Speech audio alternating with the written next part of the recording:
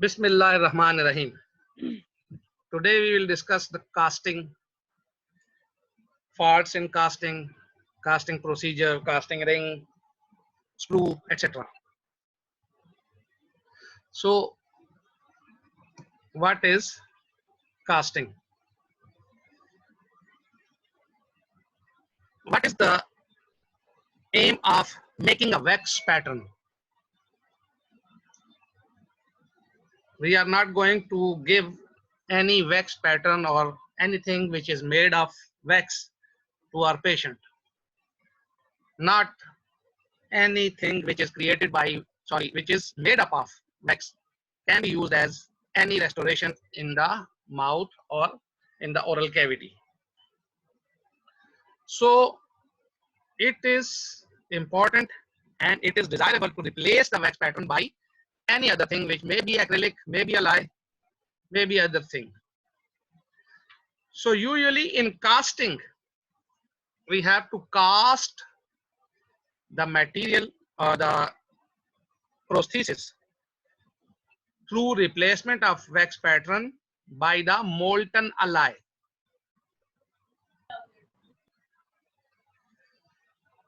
And this replacement is takes place through the procedure of casting, and several methods can be used which are alloy dependent.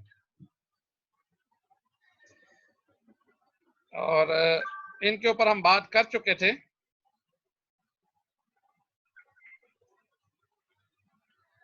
कि several methods जो हैं इनके ऊपर हम इसलिए भी बात कर चुके हैं कि बाज़ औक़ात हम किसी चीज को कास्टिंग तो होगी हमारी जब तक हम उसको मोल्ड नहीं करेंगे, लेकिन इसके अंदर मेथड्स जो हैं वो हमारे डिफरेंट हो सकते हैं, उसमें टेम्परेचर की वेरिएशन आ सकती है और कुछ हो सकता है. Now faults also can occur in ally casting. लाजमी बात है कोई भी काम करेंगे उसके अंदर फॉल्ट लाजमी होंगे. अगर फॉल्ट्स उसमें नहीं आएंगे तो इसका मतलब ये है कि हम बहुत ही ऊपर चले गए हैं, बिल्कुल ही एक ऐसे लेवल पर के जिसको कहते हैं अप टू द मार्क, बल्कि उससे भी ऊपर ही निकल गए हैं, और जो कि बहुत ही मुश्किल होता है, आइडियल सिचुएशंस जो कि नहीं होती, कहीं कहीं पे भी नहीं मिलती. Now faults can occur in alloy castings and due to main वजह जो है incorrect selection of materials or faulty technique. These are two variables. So if we consider and control these things, then we can have a good casting. Now पुरानी books में आपके इस किस्म की picture थी, ठीक है जी, तो उसके अंदर ये कुछ चीजें आगे पीछे हुई थी.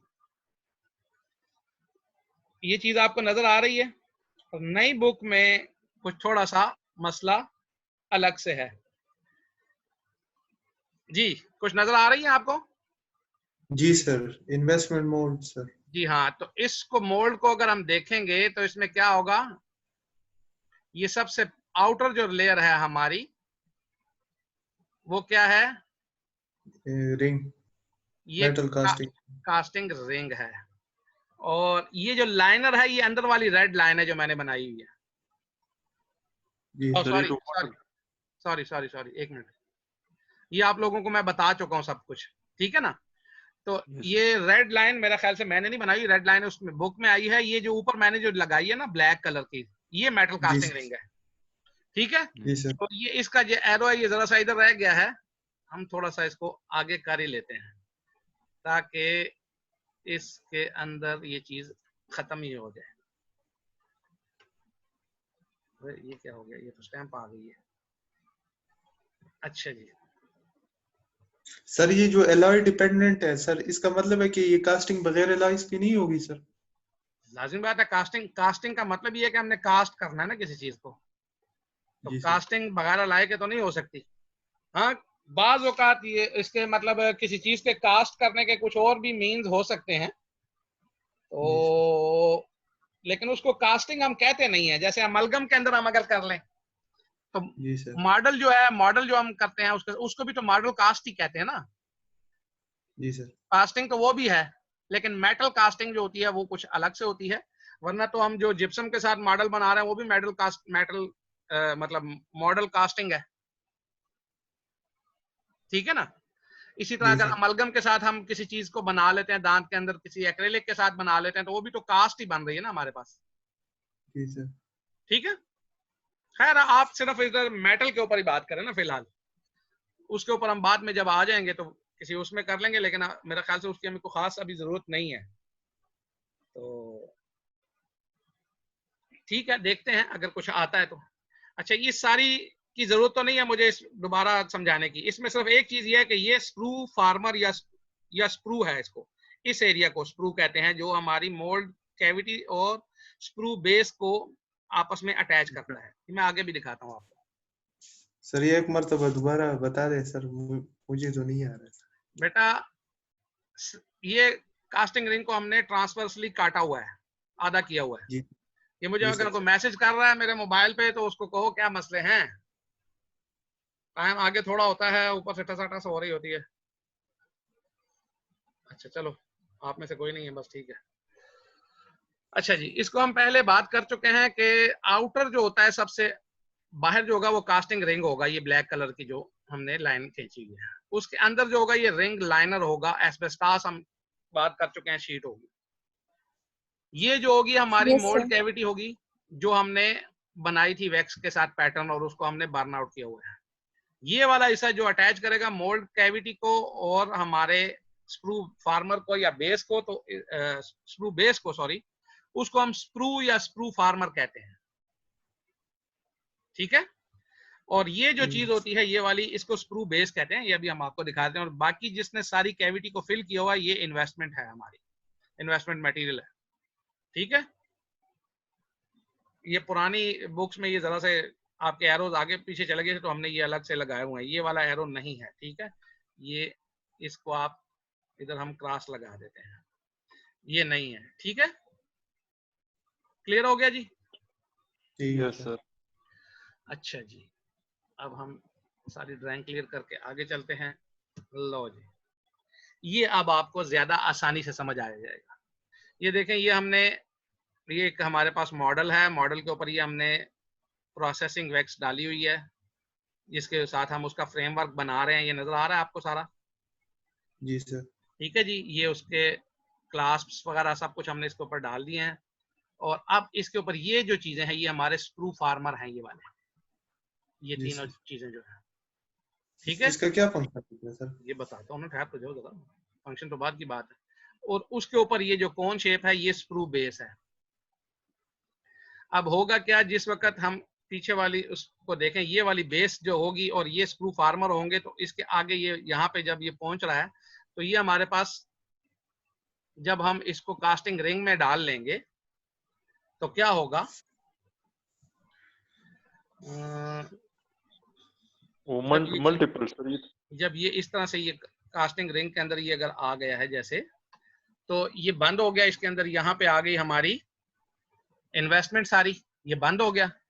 अब हम इसको बर्न आउट करेंगे टेम्परेचर दे के। ये बेस तो हम पहले ही हटा देंगे ना, बगैर बर्न आउट की भी हट सकती है, बर्न आउट के साथ भी हट सकती है। ये बेस अलग से पड़ी है, फार्मर और बेस, ये दोनों, ये इसकी पिक्चर होती है। तो अब हमारे पास इतनी बड़ी कैविटी आ गई। फिर अब हम जब इसको ओवर हीट करेंगे तो ये सारा कुछ भी बर्न आउट हो जाएगा, मेल्ट होके बाहर निकल जाएगा इधर, ठीक है। जब हम इसको हीट सोकेंगे और वो सारा कुछ करेंगे, टेम्परेचर देंगे, तो जब ये बाहर निकल गया तो अब हमारे पास वो कैविटी बन गई सारी। अब क्या होगा, जब हम मोल्टन मेटल को इसमें डालेंगे तो वो इधर इसके थ्रू इसके थ्रू इसके थ्रू इन फार्मर्स के थ्रू यहाँ पे और इस एरिया में पहुंच जाएगा हमारी मोल्टन मेटल। इसलिए ये हम, इसका ये मकसद है, ठीक है जी। Yes sir. चलो अब हम चलते हैं जी आगे की तरफ। क्या हो जाता है यार, अच्छा जी, mold cavity. Mold cavity already described that after setting investment material, screw base and farmer removed. ठीक है जी, सर आगे जाएं। आगे कहाँ जाऊं जी, ये ये आता इसका सब पता है सर ये जी क्या कहना चाह रही हैं बीबी? सर आता है, आगे जाए। बहुत अच्छी सर बात है, हमें तो पढ़ाएं। नहीं आता ना ये सारे। वो सर सर आप हम न्यू पढ़ाएं। कमर्स है, हमें नहीं आता, प्लीज पढ़ाएं। ये सर आप अपना पढ़ाएं। सारी बातें रिकॉर्ड हो रही हैं, लड़े नहीं। अच्छा लोगों ये को आता है, क्या हमें नहीं बर्नआउट हो आता। जाएगा। ये अफरासी आप बहुत पढ़ाकू है, इसको अच्छा सब कुछ चलो आता है, चलो ये चलो अलामा बस है। चुप बेटा चुप। अब वेक्स पैटर्न जो है ये बर्नआउट हो जाएगा और then a hollow space will be present in and it is called as mold cavity. Now the investment material used to form this is form the mold cavity is investment material dependent, and the investment material depends upon the type of alloy to be cast. Now casting ring liner already described, it forms a pliable lining at inner surface of ring, inner surface में हम डालते हैं ना उसको. Then it allows setting and thermal expansion of investment. हमने कहा था asbestos sheet होती है और इसके ऊपर अगर हम रख देते हैं तो पानी को ये कैपिलरी एक्शन के थ्रू सारी जगहों पे पहुंचा देता है. It also acts as a thermal insulator. Due to that insulation, mold not cools rapidly. ये जो हमने इसके अंदर लगाया होता है एस्बेस्टॉस शीट का liner. So when it acts as an insulator, so our thermal diffusivity will decrease. So our mold not cools rapidly and also not contract after removal from the burnout oven. अच्छा जी, investment mould burnout temperature जो है कि ये burnout का temperature कितना होना चाहिए. So investment mould heated during burnout, it controls the thermal expansion. Thermal expansion को भी कंट्रोल करेगा. क्या चीज? हमारी इन्वेस्टमेंट मोल्ड. अगर हमने उसको ज्यादा या उसका जो अप्रोप्रिएट टेम्परेचर है वहां तक हमने उसको नहीं हमने हीट किया हुआ तो हमारी थर्मल एक्सपेंशन नहीं होगी. उसकी बजाय हो सकता है वो हमारा जो है मोल्ड वो टूट ही जाए. So burnout temperature for gold alloys, it should be a slow burnout at 450 degree centigrade or a more rapid burnout at 700 degree centigrade. अमूमन स्लो ही हम यूज करते हैं और इसमें हम जो यूज करेंगे गोल्ड के लिए वो क्या होगा? जिप्सम बॉन्डेड इन्वेस्टमेंट यूज करेंगे. फॉर निकल chromium alloys it should be slow at 700 degree centigrade and rapid burnout at 900 degree centigrade is normal. For cobalt chromium alloy, a burn out of 1000 degree centigrade is typical. And for these two, nickel chromium and cobalt chromium alloy, what we use, investment कौन सी होगी हमारे पास जी? Gypsum bonded. नहीं, gypsum bonded सिर्फ gold के लिए हमने पहले कहा था फॉस्फेट इनसे लिखो. जी. Phosphate bonded, silicon. Phosphate bonded. Phosphate bond है इसमें. Now why we are heating? ऐसी भी कौन सी बात पड़ गई, हमने तो वैसे ही गरम गरम चीज उसके अंदर डाल दी है, वो खुद ही सब कुछ कर लेगी. लेकिन हम इसको हीट क्यों करते हैं? क्योंकि सबसे पहली जो चीज हमें ये होती है कि उसके अंदर हमारे पास कुछ बाई प्रोडक्ट्स भी पड़ी होती हैं, कुछ गैसेस भी इंट्रैप हो सकती हैं. सो वो निकल जाए. to enable steam and other gases liberated out without cracking the mold. Otherwise, they may crack our mold or some disastrous effects into the mold are obvious due to the entrapment of these gases or steam. Now, heating also facilitate in thermal expansion and inversion. Inversion already described in refractory dye material or investments. Sir ये inversion transition से दूसरी state पे. Sorry आपकी बात cut गई है, क्या हुआ? सर ये इन्वर्शन जो है तो ट्रांजिशन हो गया पे. हाँ हाँ नहीं, अल्फा टू बीटा हमने कहा था इन्वर्शन ट्रांजिशन ही होगी ना, हाँ ना सर, ये कूलिंग है में वापस आ ट्रांजिशन। जाएगी ना। तो हम जब इसको हीट जी करते हैं तो इन्वर्शन शुरू हो जाती है, पहली की 210 डिग्री हम्म। सेंटीग्रेड पे और दूसरे की 540 है कि कितनी है, 575 570। 575। ठीक है ना जी। तो ये इन्वर्शन के यस लिए सर। हमने इसको करना है, इसीलिए हमारे टेम्परेचर जो है वो देख लिया आपने। Temperature not to fall significantly before casting, इसका एक फायदा ये भी है, अगर वो टेम्परेचर हमारा बहुत ठंडा होगा तो हम एकदम से कोई गर्म चीज उसमें डालेंगे तो उसमें भी क्रैक्स आने के बहुत ज्यादा चांसेस हो सकते हैं। जैसे गिलास में आप आम देसी सा जो आम ग्लास होते हैं नॉट टेम्पर्ड, उनके अंदर जो ही चाय डालते हैं टूट जाता है, तो इस तरह से ये मोल्ड भी ऐसे ही टूट सकता है। Now mould temperature at casting, सारा इन चीजों का आपको थोड़ा बहुत पता है, लेकिन अब हमने मोल्ड टेम्परेचर को कास्टिंग के ऊपर देखना है कि वो कितना है। Quartz containing investment should be above 650 degree centigrade. जब क्वार्ट्ज होगा तो लाजमी आता है 575 है तो 650 के ऊपर ही हमें जाना पड़ेगा।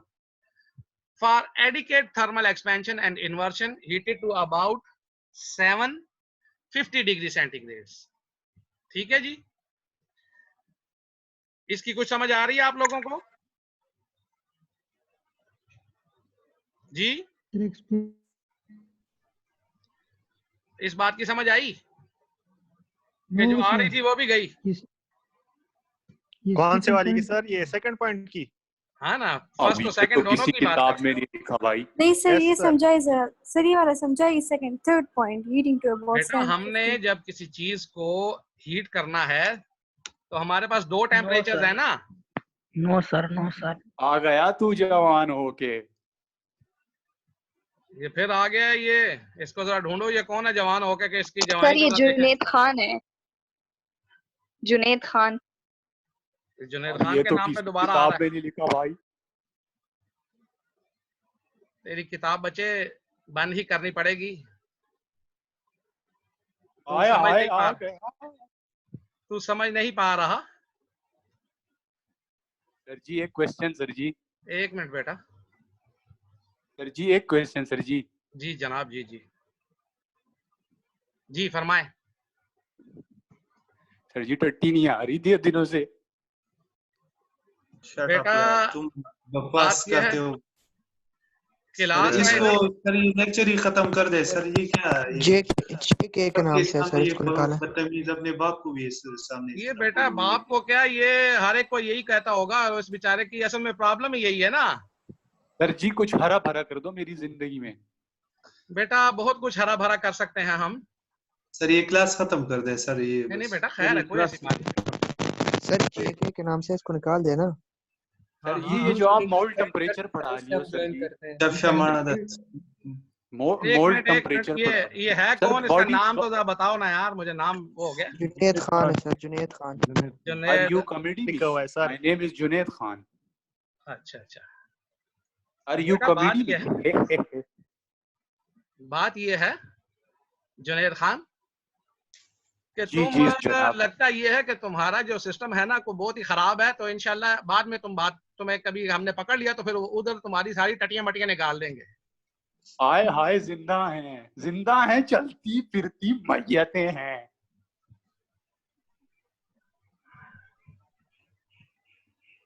सर इससे अच्छा ये क्लास खत्म कर देते हैं नहीं सर। बेटा, बस ये इसको हमने रिमूव कर दिया है।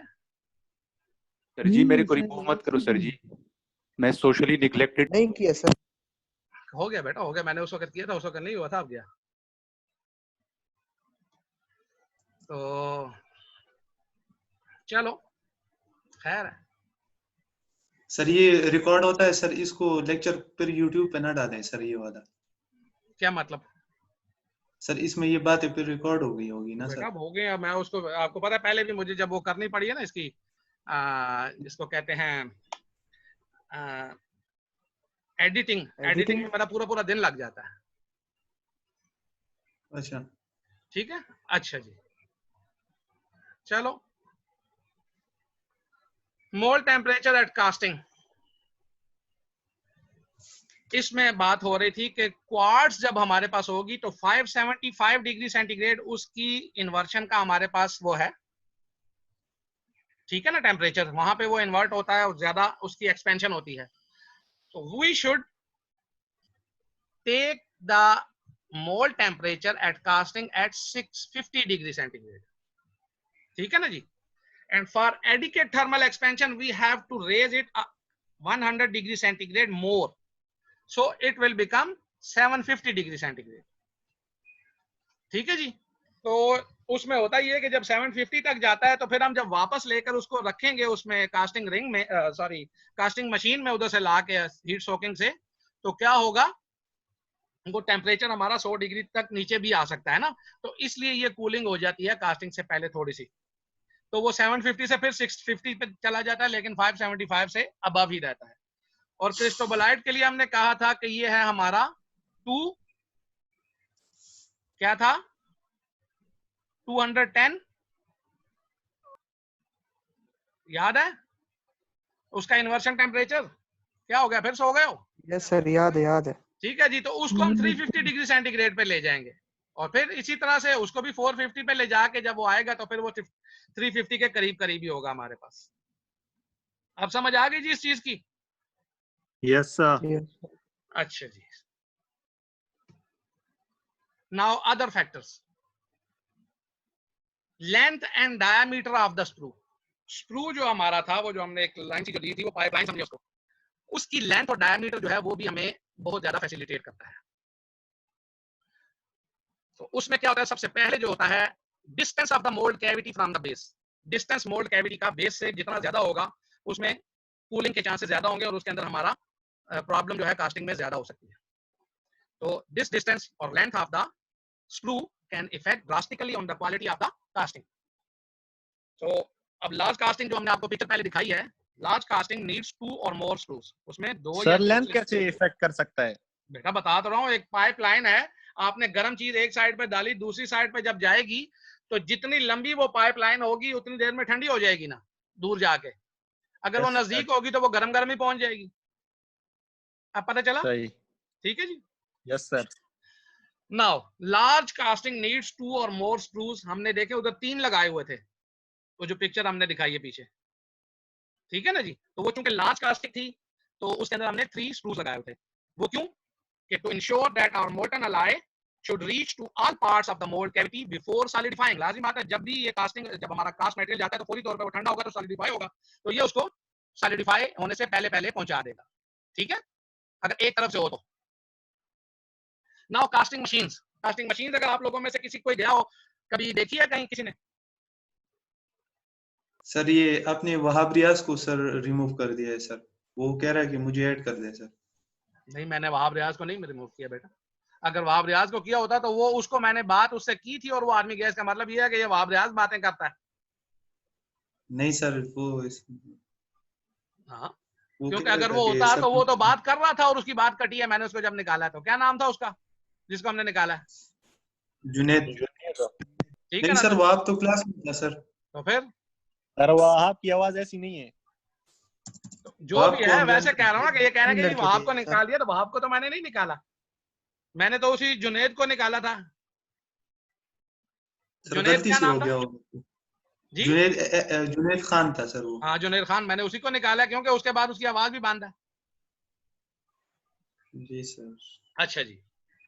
अच्छा, कास्टिंग मशीन अमूमन पहले तो आप लोग देख लेते थे, हमारे कॉलेज में भी पढ़ी हुई है, दिखा दूंगा आप लोगों को। सोनार कभी किसी ने देखा है किसी का?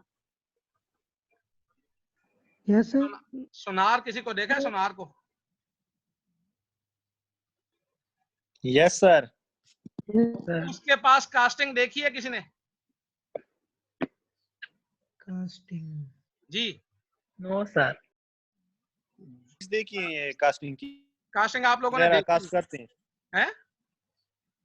ये यूट्यूब पे ये एक्स वगैरह को कास्टिंग करते हैं, वो देखी है। अच्छा, क्या और कास्ट मशीन करते नहीं हैं वो? देखी। एक्स कुल्हाड़ा नहीं होता वो। अच्छा अच्छा, चले खैर, मतलब ये हम आपको दिखा देंगे, वरना अमूमन ये बड़ी मजे की एक चीज होती है कास्टिंग। सर तो वो जिसे घड़ी साफ करते हैं सर, वो घड़ी जो साफ की थी लैब में वो है सर? नहीं नहीं, वो तो पॉलिशिंग मशीन थी, नहीं कास्टिंग नहीं मशीन और चीज होती है।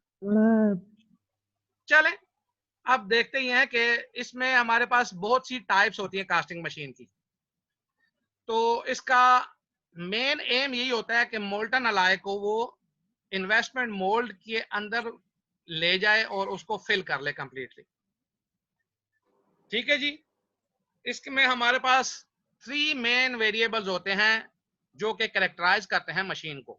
Number 1 is alloy melted in the mould screw base, ये इसको मोल्ड क्रूसिबल भी कहते हैं, कुठाली जिसको आमतौर पर कहा जाता है, क्रूसिबल का उर्दू में तर्जमा कुठाली होता है।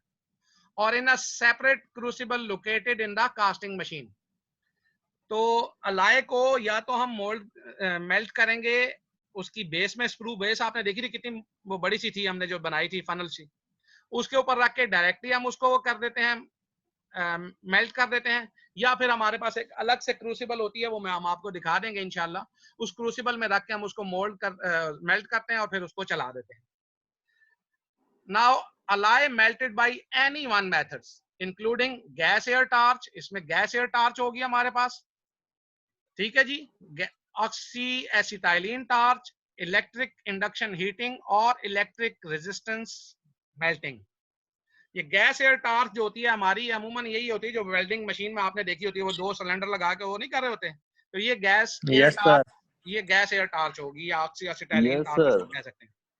तो इलेक्ट्रिक इंडक्शन हीटिंग या sir excuse me sir, sir ये जो गैस है टॉर्च है वो ब्लो टॉर्च, ये दोनों सेम ही चीज है? हाँ हाँ, ये दोनों एक ही चीज है। ब्लो टॉर्च होती है वो गर्म हवा छोड़ती है और ये सिर्फ गैस एयर टार्च है, ठीक है जी। ब्लो कौन सी टार्च आ गई?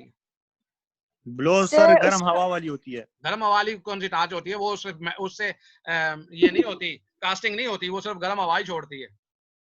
ओके ठीक है जी। हाँ, ब्लो कहाँ से आ गया बीच में? सिर्फ गैस एयर टार्च होगी जिसमें के पास है, अफरासियाब के पास है वो सर। चलो अच्छी बात है। अच्छा जी, और इलेक्ट्रिक इंडक्शन हीटिंग या इलेक्ट्रिक रेजिस्टेंस मेल्टिंग होगी, ये 2 होंगी।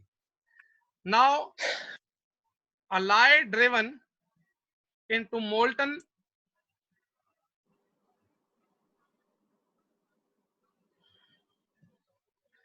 जी, alloy driven into mould by gravity, air pressure, steam pressure और बाय सेंट्रीफ्यूगल फोर्स। तो इसमें किसी भी किस्म का हम प्रेशर जो है उसके थ्रू हमने मोल्ड के अंदर उसको डालना है। और ये अलाय जो होता है मोल्टन हमारा ग्रेविटी के थ्रू, ऊपर अगर रखा हुआ तो ग्रेविटी में खुद बहुत नीचे चला जाएगा। एयर प्रेशर, हवा का कोई प्रेशर हम दे दें, स्टीम प्रेशर, स्टीम का भी दे सकते हैं। और by centrifugal force, centrifugal force mean वो गोल गोल घूमेगी और चली जाएगी। Now arm of centrifugal machine rotated bye a spring और बाय अ इलेक्ट्रिक मोटर। तो ये एक स्प्रिंग के थ्रू भी हो सकता है या एक इलेक्ट्रिक मोटर के थ्रू भी हम उसको रोटेट कर सकते हैं। नाउ करंट सिस्टम हमारे पास क्या है? Most popular system currently in use is ally is melted in a separate crucible. एक सेपरेट क्रूसिबल हमारे पास होगी जिसके अंदर हम अलाय को मेल्ट कर लेंगे और उसको करेंगे किससे? Through electrical induction heating. Electrical induction heating के साथ, ये हमारे कॉलेज में पढ़ी है, हम आपको दिखा देंगे। And then it is forced into the mould using centrifugal force. The classical electrical induction जो होता है ये तो वो प्लेट जो होती है वो जो गर्म हो जाती है खुद बिल्कुल बिल्कुल बिल्कुल उसी तरीके से होगा वो। उस मैंने आपको कहा ना मशीन कॉलेज में पढ़ी, अब कॉलेज गए तो इंशाल्लाह दिखा देंगे। नाउ क्लासिकल अप्रोच जो है वो हमारे पास क्या है? सेंट्रीफ्यूगल कास्टिंग है। सेंट्रीफ्यूगल कास्टिंग गोल घुमा के, तो मैं सोनार का यही कह रहा था कि सोनार उनके पास एक छिक्का घुमाना उसको कहते हैं, वो उन्होंने एक मोल्ड रखा होता है गोल्ड को, वो उसमें मेल्ट करके तो उसको गोल तेजी से गोल गोल घुमाते हैं अपने सर के ऊपर और वो उसके अंदर चला जाता है। तो सेंट्रीफ्यूगल मशीन हमारे पास छोटी मशीन होती है, वो खुद ब खुद घूमती है, मतलब उसको हमने वो जो दिया होता है या स्प्रिंग के थ्रू या मोटर के थ्रू, और वो उसके अंदर ये मोल्टन मेटल चली जाती है। तो सेंट्रीफ्यूगल कास्टिंग में the casting ring attach to a chain, उसको एक चेन के साथ, वही छिक्का घुमाने वाली कह सकते हैं बात। The ally was melted in the mould screw base, mould screw base के अंदर ही उसको वो कर लिया था, इसमें अलग से वो नहीं होती, क्रूसिबल नहीं होती, ठीक है जी।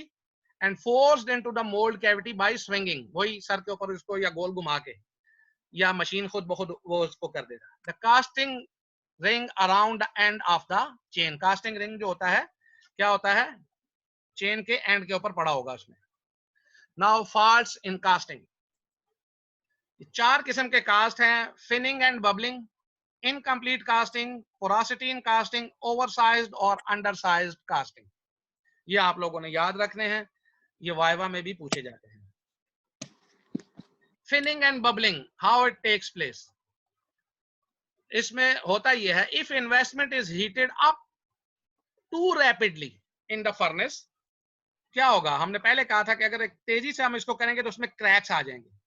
तो जब क्रैक्स आ जाएंगे तो फिर क्या होगा, उसमें वो फिन्स से बन जाएंगे। क्रैक अगर दो आपस में मिल गए हैं तो वो फिन बन गए हैं। समझ आ गई फिन्स किसको कहते हैं? Yes sir. जो होती है लाइंस तो होती है ना, फिन्स वो लेकिन शार्क जब के दो बैक, लाइंस आपस में शार्क मिल के जाए, बैक पे जो होते हैं, जब दो लाइंस आपस में मिल जाए तो वो जो होंगी वो फिन्स बनेंगे। जैसे यस आप सर इसको देख लें, जैसे एक हमारे पास ये लाइन है, एक ये लाइन है, अगर इनके दरमियान में ये कोई चीज इस तरह से आके आपस में ये अटैच हो जाती है, इन दोनों के दरमियान में एक लाइन, तो ये फिन बन गया अब हमारे पास। मछली के परों की तरह बिल्कुल है, वो तो खैर एक रूटीन की चीज है ना, ठीक है, लेकिन ये सर बनेगा उसी तरह कैसे, बनते होगा हैं। कैसे, ऐसा, ठीक है जी। Now yes sir these crack produce a lies flows into cracks and fins, वही cracks और उनके दरमियान में जो fins बने होंगे उसमें हो जाएंगे। अब बबलिंग इफेक्ट क्या होगा, स्फीयर्स गोले गोले जो बनेंगे उनको बबलिंग कह देंगे, ठीक है जी। इन बबलिंग इफेक्ट्स और ये क्रैक्स जो है वो तो हमारे टू रैपिडली कूलिंग के साथ हो जाएंगे ना। बबलिंग के लिए क्या होगा, सरफेस पोरासिटीज अगर हमारी इन्वेस्टमेंट के ऊपर हो तो वो रिस्पॉन्सिबल होंगी। क्लियर? अगर सरफेस पे सुराख हैं तो वहां पे बबल्स बन जाएंगे। तो इस वजह से फिर हम क्या करते हैं, वैक्यूम इन्वेस्टमेंट या vacuum investing can prevent bubbling. तो वैक्यूम एक मशीन पड़ी हुई है कॉलेज में, हम आपको दिखाएंगे कि उसके हम वैक्यूम के थ्रू हम उसको जब करेंगे तो वो बबल्स को खत्म कर देगी, क्योंकि वो पोरासिटीज इसलिए कि वहां उसमें पोरासिटी नहीं बनेगी, क्योंकि वो एयर को ड्रा कर लेगा बाहर। तो इसमें होगा क्या, इन दोनों के अगर ये हो जाती है तो फिर इसमें हमारा फिनिशिंग का जो टाइम है किसी भी कास्टिंग का वो हमारा ज्यादा हो जाएगा, क्योंकि हमने उनको साफ करना है, उसको क्लियर करना है, फिन्स को, बबल्स को, ठीक है जी।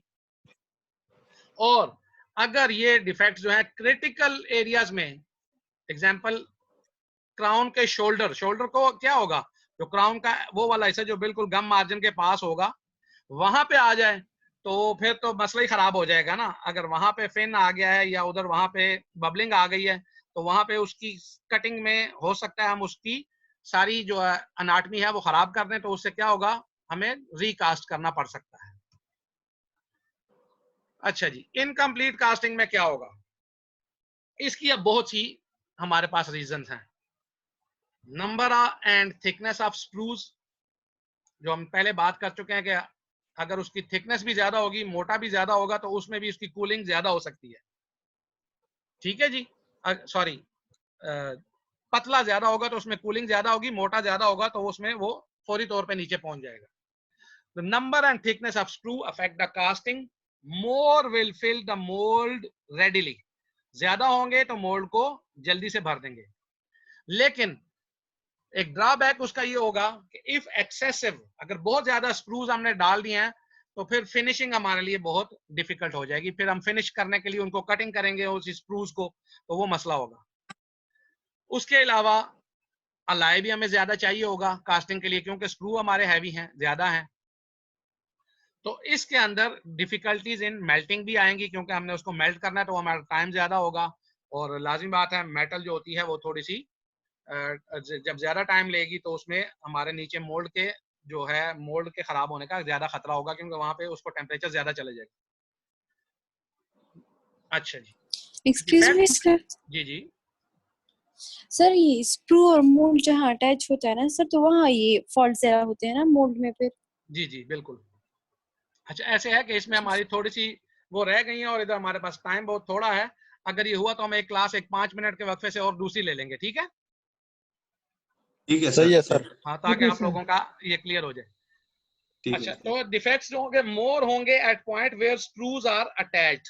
तो डिफेक्ट्स जो है हमारे उन पॉइंट्स पर ज्यादा होंगे जहां पे हमारे स्क्रूज अटैच होते हैं, ठीक है ना, क्योंकि वहीं पे ज्यादा मसला होगा। Therefore excessive number should be avoided. Position of screws जो है, अब इसको देखना होगा हमें तो ये जो है greatest bulk with in the casting जो होगी ना हमारे पास, जहां पे हमें ज्यादा चीज चाहिए, मेटल हमने पहुंचानी है, वहां पे हमने इसको लगाना होगा, छोटे छोटे एरियाज में नहीं लगाना होता। ठीक है जी। तो इसके अलावा ये एक हीट सिंक भी इस एरिया में प्रोवाइड करते हैं। हीट सिंक कैसे कि यहाँ पे जब आएंगे तो हीट जो है वो ये खींच लेंगे अपनी तरफ। समझ आई? Yes sir. Yes sir, yes sir. तो ये हीट सिंक जो है ये हमारा जो प्री मैच्योर सॉलिडिफिकेशन है उसको भी प्रिवेंट करेगा। ठीक है जी।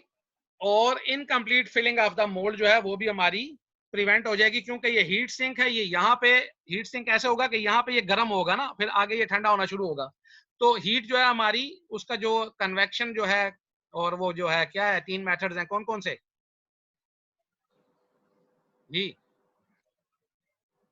कन्वेक्शन, कंडक्शन और कन्वेक्शन, कंडक्शन, रेडिएशन। रेडिएशन। तो इसमें कंडक्शन के थ्रू ये हमारा हीट सिंक के तौर पे काम करेगा।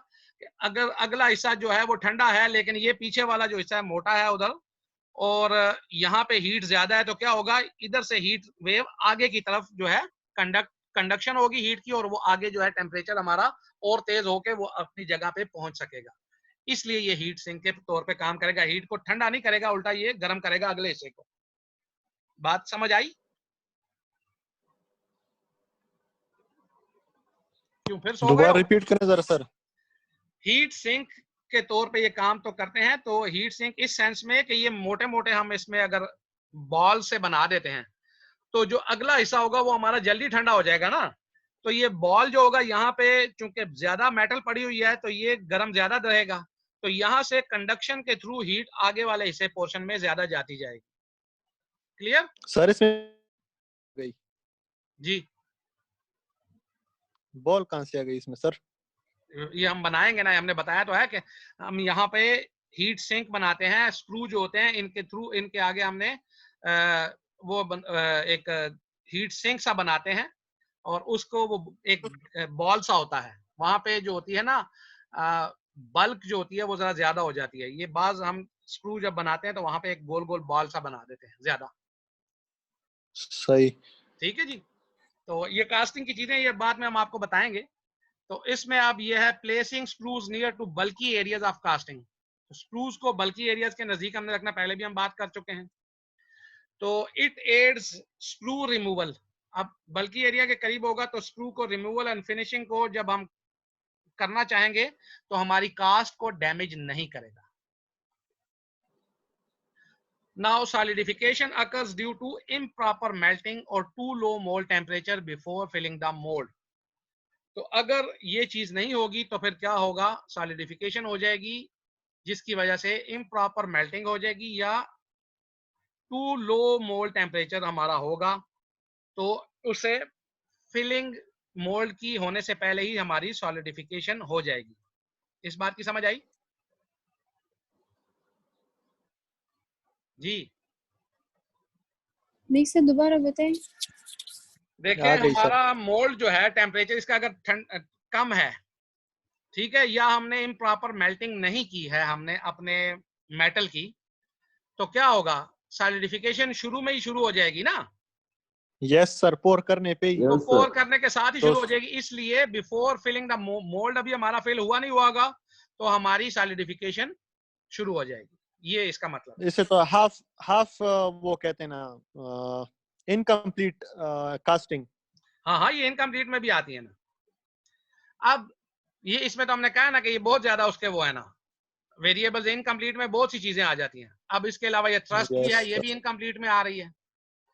तो थ्रस्ट जो है इनसफिशिएंट है, not fill the mould cavity.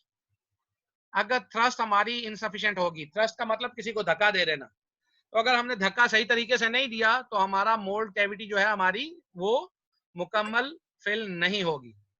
तो इसलिए सेंट्रीफ्यूगल मशीन या सेंट्रीफ्यूगल मशीन्स जो होती हैं हमारी, वो डिपेंड क्या करती हैं, रोटेशनल स्पीड पर और लेंथ ऑफ द आर्म पर और डेंसिटी ऑफ द अलाय। या हम अलाइज में पढ़ेंगे कि कौन सा अलाय डेंस है कौन सा नहीं है। Now base metal alloys have less क्या ये आप लोगों ने डेंसिटी जी, ये आप लोगों ने फिर भी देखना है कि क्यों। And thrust of base metal alloy is क्या? Slow less. नहीं, जब डेंस सर कम कम होगा होता है ना? जी क्या करो? सॉरी, क्या आपने क्या कहा? सर कम होगा। कम नहीं होगा। एक चीज हल्की है, डेंसिटी उसकी कम है, तो उसकी थ्रस्ट कैसे ज्यादा हो सकती है? पता है ऐसा कुछ? ज्यादा होगी, ज्यादा। थ्रस्ट उसके लिए हमें ज्यादा देनी पड़ेगी उसको। उसकी अपनी जो है थ्रस्ट है वो कम होगी, लेकिन हमें जो थ्रस्ट देनी पड़ेगी वो ज्यादा देनी पड़ेगी कि वो दूर तक जा सके। एक हल्का सा छोटा पत्थर ले लें, एक बड़ा पत्थर ले लें, डेंसिटी को देखते हुए ना, तो जो डेंस होगा उसके लिए हमें बहुत ज्यादा फोर्स देनी पड़ेगी, ठीक है। लेकिन उसकी अपनी थ्रस्ट अगर वैसे हम किसी के सर पे दे मारे तो वो बड़े वाला पत्थर उसको मार देगा बंदे को, और छोटा नहीं मारेगा। अपनी थ्रस्ट में और हम जो दे रहे हैं इन दोनों में थोड़ा सा फर्क होगा। बैक प्रेशर इफेक्ट, इसके ऊपर पहले भी बात हुई थी। तो ये हमने क्या कहा था? एयर और gases present in the mould cavity, they produce back pressure effect. Why? If they not find a way to escape. Now, if they not found a way to escape, then they produce a back pressure effect. जब हम हवा आगे पड़ी हुई हो और आप पीछे से किसी चीज को धक्का दे दें तो होगा क्या? वो उसको जाके रोक देगा। Clear? So it can block entry of alloy. तो ये बैक प्रेशर इफेक्ट क्या करता है? अलाय की एंट्री को रोक देगा। हवा इंट्रैप हो गई ना, आगे उसको आगे नहीं जाने देगा, क्योंकि आगे तो हवा है, जब तक वो हवा बाहर नहीं आएगी कोई चीज अंदर नहीं जा सकेगी। क्लियर?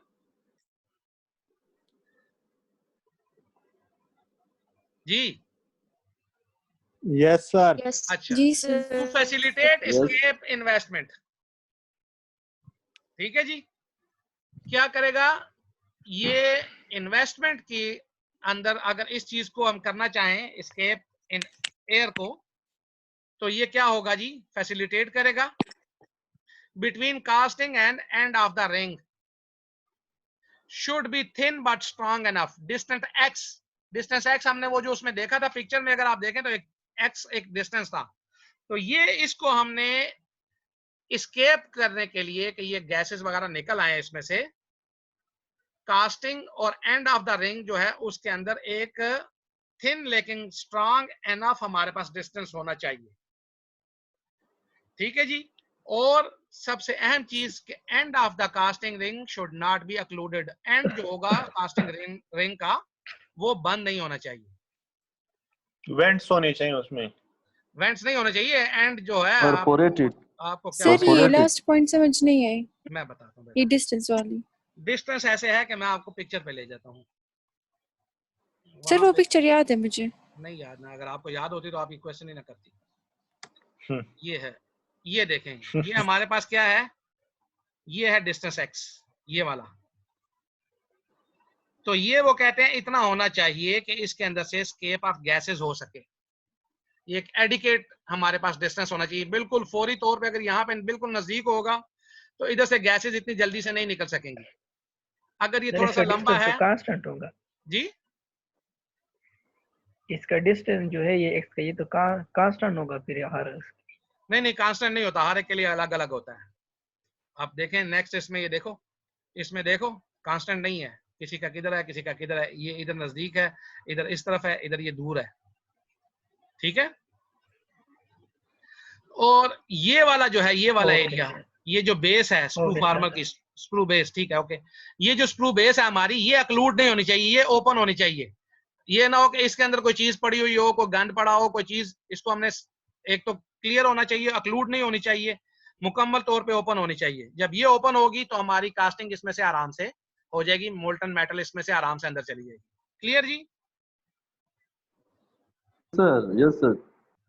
अच्छा जी, अब हम चलते हैं आगे। हाँ जी, वो जो कह रही थी कि जी मुझे याद है, वो किधर गई? अच्छा जी, थ्रस्ट होगी, बैक प्रेशर इफेक्ट हो गया। अब परमिएबिलिटी, चले जी, परमिएबिलिटी अब जो है, तो पार्टिकल साइज के साथ परमिएबिलिटी हमारी इन्वेस्टमेंट्स की डिफरेंट हो सकती है। तो gypsum to phosphate and silica bonded ये डिक्रीज होती है परमिएबिलिटी। परमिएबिलिटी किस चीज की? ये गैसेस की। सबसे ज्यादा गैसेस एक्सचेंज हमारे पास जिप्सम बॉन्डेड में होगी, उसके बाद फास्फेट बॉन्डेड में, और सबसे कम सिलिका बॉन्डेड में, बल्कि सिलिका बॉन्डेड में तकरीबन होती ही नहीं है। डेंस लेयर ऑफ इन्वेस्टमेंट जो है वो कहां पे होती है? बेस में। ठीक है ना?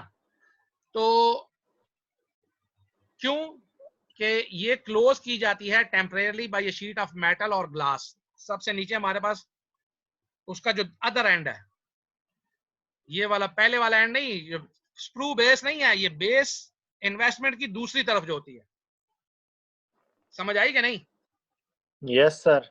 हाँ, अपर एंड जो था उस पिक्चर का, वहां पे, तो वहां पे डेंस होती है। अगर कहें तो दोबारा पिक्चर दिखा दूं? नहीं समझ आ गया सर, ये तो ऐसे भी उल्ट। हाँ चले, जब उसमें मोल्टन वो पोर करते हैं एलॉय वगैरह। नहीं बेटा, फिर भी मैं इधर चला जाता हूँ ताकि ये चीज आपके जहन में क्लियर हो जाए। ये बात सर वो मोल्ड केविटी वाला जो आखिरी है। हाँ नहीं ना, यही बरने ना, सर इससे मोल्ड याद कैविटी रखा नहीं ना, ये देखो मोल्ड कैविटी ये है, बरने यहाँ पे डेंस नहीं है, ये इधर वाला एरिया ये डेंस होता है, क्योंकि इसके सर, ऊपर हमने वाला। ये उल्टा रखा होता है। यहाँ पे हमारे पास कोई चीज होती है, ग्लास स्लैब या कोई चीज जिसके थ्रू हमने बंद किया होता है, तो इसके और इसके दरमियान में हमारे पास काफी फासला होता है। तो ये जो फासला होता है ये हमारा डेंस लेयर होगी। ठीक है जी? तो यस सर। हाँ, ये इसीलिए मैं ये पिक्चर दिखाना चाह रहा था। अच्छा जी, तो ये जो ये बेस होगी उसकी, क्योंकि अब हमने इसको उल्टा किया हुआ है।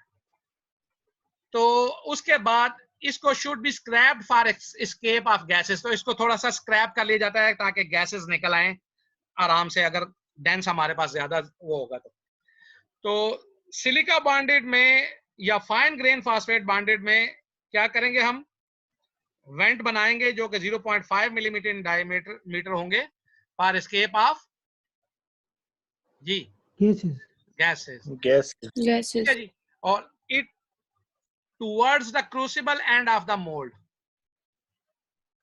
तो क्रूसिबल एंड जो होगा वो मोल्ड का, उसकी तरफ क्या होगा?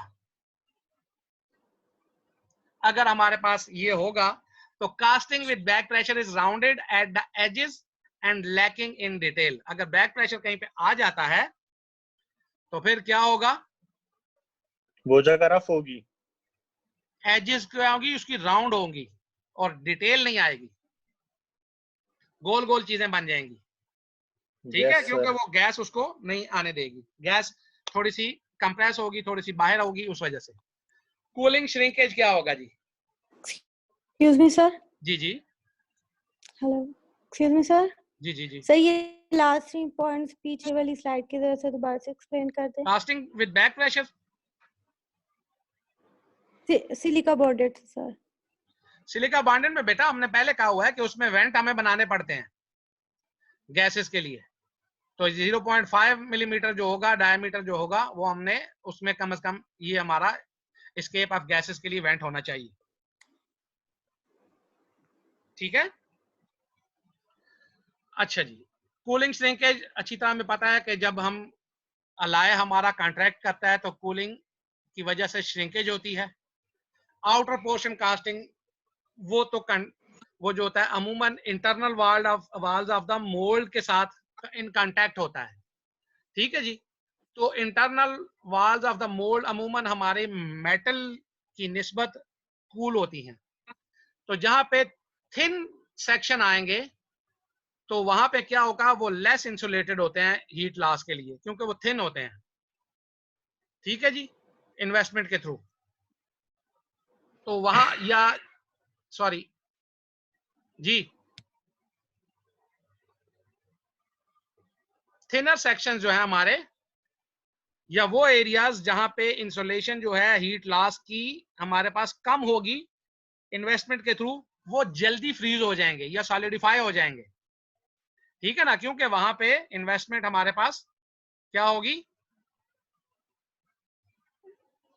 ज्यादा होगी, और हीट लॉस जो है वो हमारा क्या होगा? क्या होगा जी? कम हो जाएगा। हाँ, तो उसकी वजह से फौरी तौर पर वो फ्रीज हो जाएगा। ठीक है जी, जो ही वो फ्रीज होगा तो सॉलिडिफाई जो पहले जो होगा उसमें क्या होगा, कॉन्ट्रैक्ट हो जाएगा। ठीक है जी, और जो ग्रेडियंट के थ्रू, जैसे ग्रेडियंट होता है from higher concentration to lower concentration, heat भी ऐसे ही वो चलेगी ना, तो उस ग्रेडियंट के थ्रू हमारे पास क्या होगा, वो मोल्टन मेटल को अपनी तरफ खींचेगा। ऐसे ही होगा। Yes sir. तो उसके साथ फिर क्या होगा, वाइड्स बननी शुरू हो जाएंगी। ठीक है जी, और वो वाइड्स उस वक्त तक बनती रहेंगी जब तक हमारे पास और मेटल जो है वो मोल्ड के अंदर नहीं आती। ठीक है जी, लोकल श्रिंकेज डिफेक्ट्स जो होंगे वो कॉमन होते हैं बेस में और स्क्रू के ऊपर, क्योंकि बेस और स्क्रू के अंदर हमारा श्रिंकेज ज्यादा हो सकता है।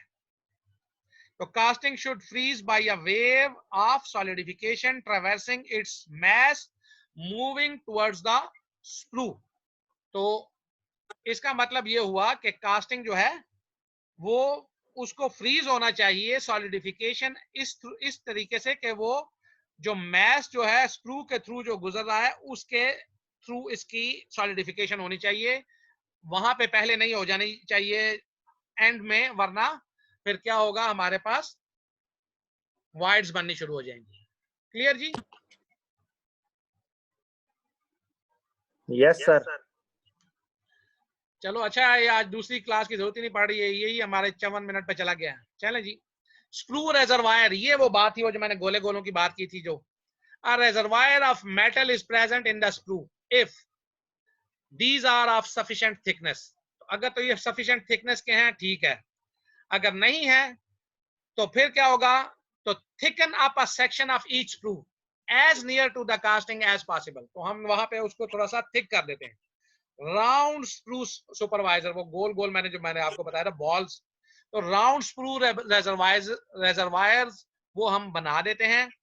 तो उसमें क्या होगा, क्योंकि वो रेजरवायर हैं वहां पे वो ज्यादा मेटल पड़ी होगी और वो गर्म भी होगी, तो वो फ्रीज क्या होंगे, सबसे आखिर में होंगे।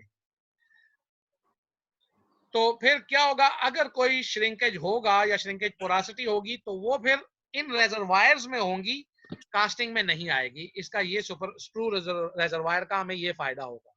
क्लियर जी? जी दोबारा जरा एक्सप्लेन कर दे सर। बेटा, स्क्रू रेजरवायर की मैंने बात की थी कि सफिशिएंट थिकनेस एक तो होनी चाहिए स्क्रू की, अगर वो नहीं है तो फिर हमें राउंड किस्म के स्क्रू रेजरवायर्स बनाने पड़ेंगे। और वो कैसे होंगे, वो ऐसे हो सकते हैं, मैं आपको इसको ड्रा कर देता हूं कि ये हमारा जो है, ये हमारा एक स्क्रू है सर। जी जी सर ये बता इसका फायदा क्या है? मैं यही बताने जा रहा हूं बेटा, ये स्क्रू है और यहाँ पे अगर हम यहाँ पे एक ये रेजरवायर बना देते हैं, ये वाला, ये थोड़ा सा छोटा है लेकिन चलो हम इसको जरा और बड़ा कर देते हैं। ये रेजरवायर हमारा आ गया। ठीक है जी, अब होगा क्या, ये हमारा स्क्रू या तो बहुत थिक होना चाहिए ताकि इसमें हमने ऊपर से मेटल डाली तो ये इधर यहाँ तक पहुंच जाए नीचे, अगर नहीं तो ये रेजरवायर जो है यहाँ पे हमारे पास मोल्टन मेटल इसमें आके ज्यादा हो जाएगी ना, तो ये आगे जब जा रहा है तो यहाँ पे अब जो है हमारी श्रिंकेज ज्यादा हो सकती है, लेकिन यहाँ पे चूंकि ग्रेडियंट के थ्रू और ये यहाँ पे ज्यादा मेटल पड़ी हुई है और वो ज्यादा हीट भी होगी यहाँ पे as compare to this portion, तो जो ही ये ठंडा होगा लेकिन इसको चाहिए होगी ये हीट यहाँ से प्रोवाइड करेगा, तो जब ये गर्म होगा तो ये आगे और मेल्ट होके और आगे जाना शुरू हो जाएगा और ये अपने आखिरी जगह तक पहुंच जाएगा। तो अब जो श्रिंकेज की वजह से होंगी पोरासिटीज वगैरह वो यहाँ पे नहीं आएंगी, वो हमें रेजरवायर में मिल जाएंगी। रेजरवायर का हमें ये फायदा होगा। अब क्लियर हुई बात? Yes sir. इसका ये फायदा होता है और ये इसलिए लगाए जाते हैं। अच्छा जी, porosity, surface pitting on the casting, तो ये तो हमारी उसमें आसानी से अगर हो जाती है हमारे पास, तो आप आराम से उसको जब हम कास्ट मेटल को फिनिश करते हैं और पॉलिशिंग करते हैं तो वो हमारे सामने आ जाती है कि इसकी सरफेस पे पोरासिटी है। तो इनकी जो वजह है वो क्या हो सकती है, ब्रोकन पीसेस ऑफ इन्वेस्टमेंट और पार्टिकल्स ऑफ डर्ट, ये जो है अगर स्प्रू के थ्रू अंदर चले जाएंगे तो वो भी पोरासिटी ही क्रिएट करेंगे हमारे लिए, क्योंकि वो बाहर तो खुद बहुत नहीं निकल सकते, वैक्स तो है नहीं जो बर्न आउट हो जाएगी। तो इसमें ये होगा क्या कि वो कास्टिंग के अंदर ही एम्बेड हो जाएंगे, जिसकी वजह से सरफेसेस के ऊपर फिटिंग आ जाएगी।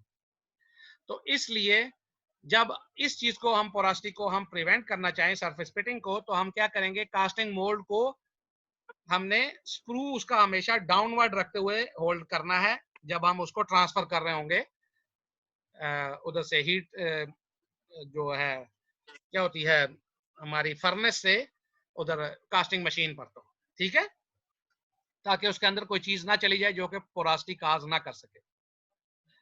गैसियस पोरासिटी वही चीज है कि गैसियस पोरासिटी इसलिए हो सकती है कि एक तो वो गैस जो है हमारी उसमें कोई इंट्रैप हो जाए, दूसरी जो है गैसेस जो मोल्टन अलाय के अंदर इनकॉर्पोरेट हो जाती है हमारी, अगर वो हमारे पास है तो उनको कुछ करने के लिए उनकी वजह से हमारे पास जो पोरासिटी आएगी वो गैसियस पोरासिटी होगी। कॉपर, गोल्ड जी, silver, platinum and particularly palladium जो है ये हमारे ऑक्सीजन को मोल्टन स्टेट में अपने साथ इनकॉर्पोरेट कर लेते हैं।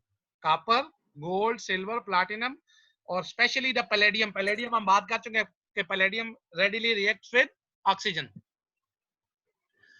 तो जब ये कूल होंगे तो गैसेस जो हैं वो खुद ब खुद बाहर निकलने की कोशिश करेंगे, लेकिन कुछ जो है वो उसके अंदर ट्रैप रह जाएंगी।